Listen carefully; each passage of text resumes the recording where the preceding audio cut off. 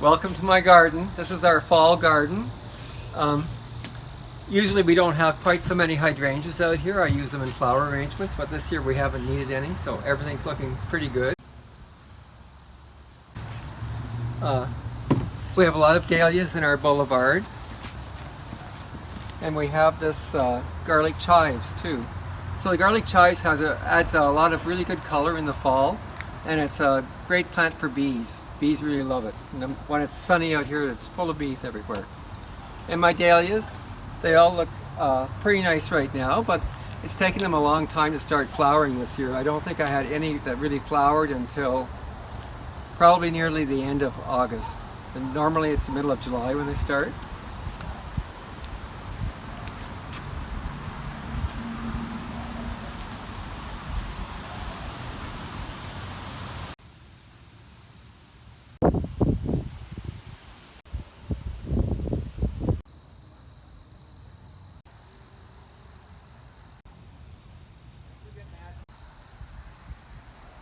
So we've always said we have a flower arranger's garden, and this grass is really nice for flower arranging because it has lots of movement in it. It's a switchgrass. And of course the zinnias. We have zinnias. We don't have very many annuals in our garden. We have some zinnias and I have some kale, and that's pretty much everything that we have. The zinnias we love to have because when we're sitting in the living room we can see the butterflies come to these. They come all summer. There are many fall anemones. By the Victoria Rose you see a beautiful tall white one in front of their house. This is a double pink one. And I have one in the back also that's quite pretty, a single flowered one, and I have a few new ones. I'll show you where they are in the garden, but they're not quite flowered yet. We don't have much grass in our yard. We probably have less than 15 minutes worth of grass to cut. As you can see, we've got everything planted almost right up to the neighbors. We own all this property along here too, so I keep a few spring flowering things that are underneath these ferns. And in the summertime I don't have to worry about weeds or anything because the ferns are so large, they take care of everything. On this side I've got some milkweed. We've been seeing more monarch butterflies, so we always have a little bit for them. And you see a lot of phlox around my yard. Maybe some people think that the phlox flowers once and then that's the end of it. But you're going to see that there's quite a few phlox that still look pretty good in the yard here. So if you don't cut them back, you'll get a second bloom from them. Well, I've had a few vines in the yard now. The bittersweet here has been here for probably about 15 years. And you can see it's quite large. When we had the flower shop, we used to cut back all of this and use it in the fall in flower arrangements. But now we just leave it here and look at it through the window, and the birds love it. In the middle of the winter, they'll come and eat all the seeds off of here. So lots of people have this fall clematis these days. It's been in the garden centers for quite a while now, but you can't beat it for fall color.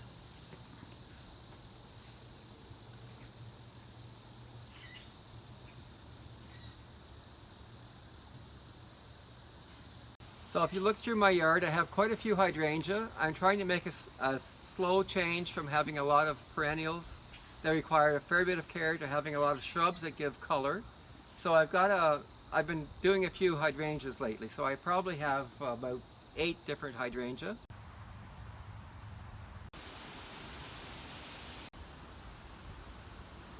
And some of them, this one is in a tree form, but most of them aren't. And I find that they give us color from the middle of summer pretty well right through now until frost. I also have a climbing hydrangea on the other side. It's all done flowering, but we had a tree, an ash tree over there, and the hydrangea was there and the tree died, so we just cut the top off the tree and left the rest for the hydrangea.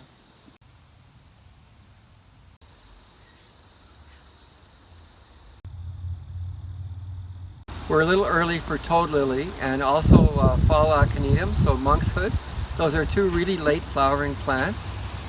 This is my toad lily, and you can see that it's going to flower in maybe 2 weeks. So it's quite a late flower. And the monkshood, I find it flowers around Thanksgiving.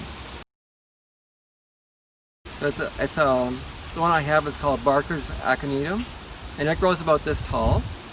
And it's a pretty good fall flowering plant because not too many dark purple, bluey colored flowers that are out that time of the year.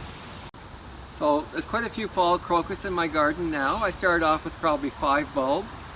they're pretty expensive to buy. You buy them in the fall, they flower right away, and then in the spring they grow all their leaves, and they probably grow to be about 1.5 feet tall. They grow to be quite a tall plant, and then by the middle of June they've disappeared totally. They're done growing for the year. So I have to be careful every year that I'm not planting something right on top of my fall crocus or digging them up by accident. Once they disappear, they've disappeared until the next year. But they multiply quite fast. I wouldn't start with one plant. It wouldn't be very rewarding. It would take you a long time to get have a few plants. But if you started off with 3 or 4 plants and left them for about 4 years or 5 years, you'd get a show something like this. These have been split a few times. I split them in the spring once the leaves have all died down, and I just plant them again. I don't keep them until the fall to plant. I just plant them right away.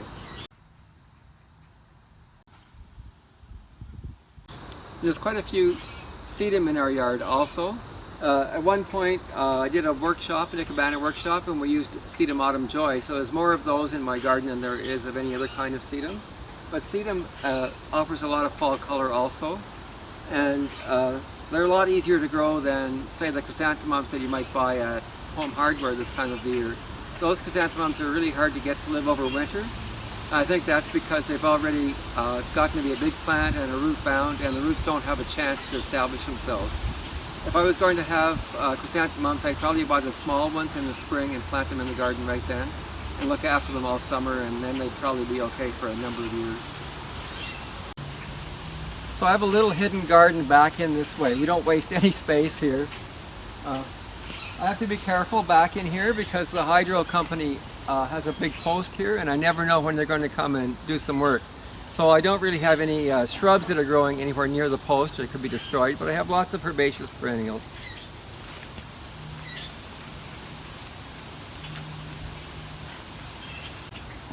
So a friend of mine gave me this plant. She called it her tractor seat plant. She didn't really know its name. I think it's a butter burr.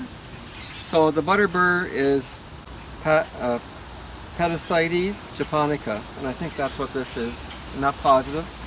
I haven't seen the flowers on it, so I guess if I saw the flowers then I might know for sure. And we were looking at some anemone at the front. I've got a few new anemone back here that don't grow as tall, and I'm hoping that they'll grow maybe this tall, about 2 feet tall. And this is a pink one. And this grass, everyone's seen this grass at the park. It's a miscanthus, and it's a great privacy shield for someone who doesn't want to put a lot of shrubs near their privacy line. If they have a fence and they have a small yard, something like this doesn't take up much space, and it makes, I've got it here because it's in front of the hydro post, but works well.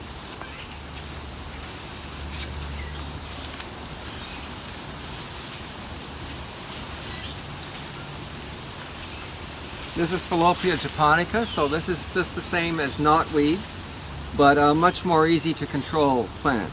And it's got some nice color. So it has this color all summer, and this time of the year it's appreciated, having this extra color. Here's another little anemone over here. That's another new one. It's going to be smaller. These guys, you're a little bit early for them. They haven't started flowering yet. So I will have things in bloom right up until we have a serious frost.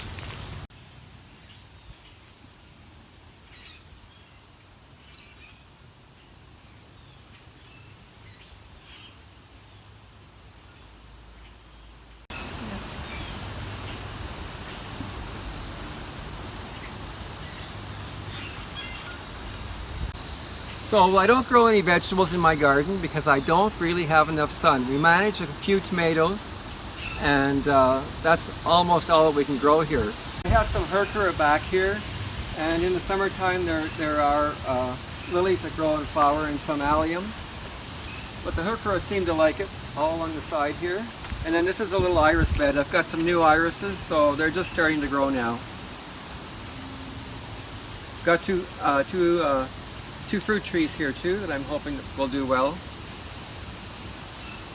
I was able to get those at Ritchie's this spring. So I have rows of Sharon in my garden, and they've been flowering since probably middle of July. And of course at first there's a big flush of flowers, but they still have a few flowers. And for flower arranging they have seed pods that are quite pretty.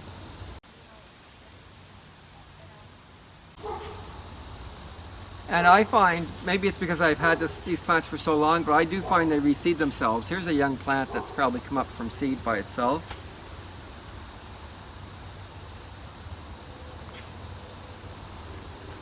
And I have some echeveria. I have a little echeveria collection that I keep in this bird bath. So I've drilled a few holes in the bottom with cement bird bath so water can escape.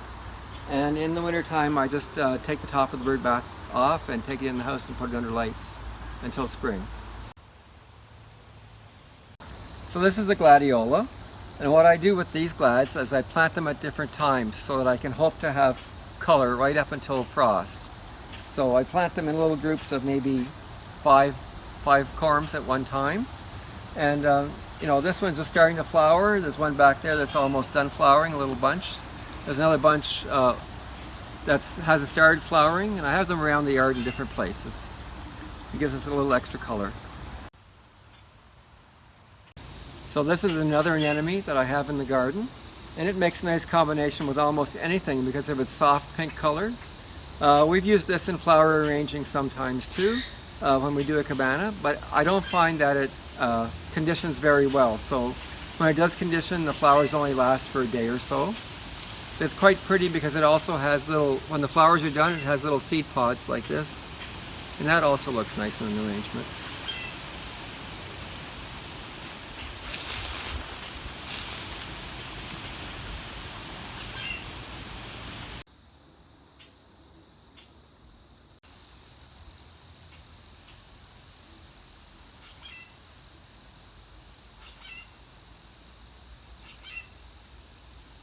So I've been running the pond. This is the second year that I've run the pond without a pump in it. So all I do is just let nature look after it. I've got enough plants in it that the water stays quite clear. And one thing that I've noticed is that things like tadpoles. I've never had tadpoles in my pond before, and this year we have had tons of tadpoles. And I think that has something to do with this lack of circulation that's happening. And I grow a few things that are wildflowers, like this little jewel weed. It's a wild impatiens, really. And I grow it because it's one of the plants that the hummingbirds like late in the fall. So we'll see the hummingbirds come in and get some nectar from these plants. I also have, there's a cardinal flower back there too. So that's a red lobelia cardinalis. There's a little red flower, and that's another one that the hummingbirds really like. And I've grown it before, but this year I'm growing it in the edge of the pond, and I'm finding it's a lot healthier, a lot bigger than it was when I was trying to grow it just in the ground. So things have been really good in the pond this year. My water hyacinths flowered. That doesn't normally flower for me, but I'm thinking it might have something to do with the fact that we had such a hot summer this year. And I have a bird feeder or two in the yard, and the birds always drop a few seeds. And so that's what this is. This is just a sunflower from the bird feeder. And the birds have already started eating it, so I just leave it here and let them go at it.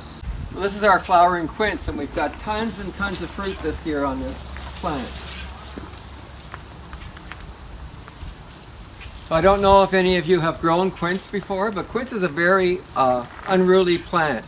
So what I thought I'd do this year was I went down to the ground and I took out all the new growth and only left what was here from a couple of years ago. So my stems are all about this big now. And in the spring I'll be coming back again and taking all of this stuff out and small stuff and trying to make it as tidy as I can. So after all, I have to be able to park the cars here.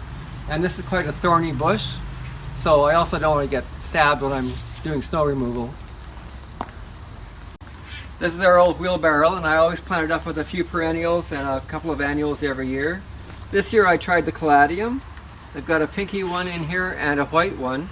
And at first, all the leaves died. It died back a lot when I planted it, but it was quite cold in the spring, and I thought maybe that was because of the weather. But I see that it's not minding the cool fall temperatures, so I'm not really sure why it got set back. It looks pretty nice right now.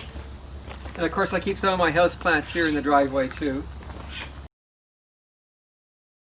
So the October Hort meeting is going to be partly about bringing in plants for the winter, bringing them in from outside inside.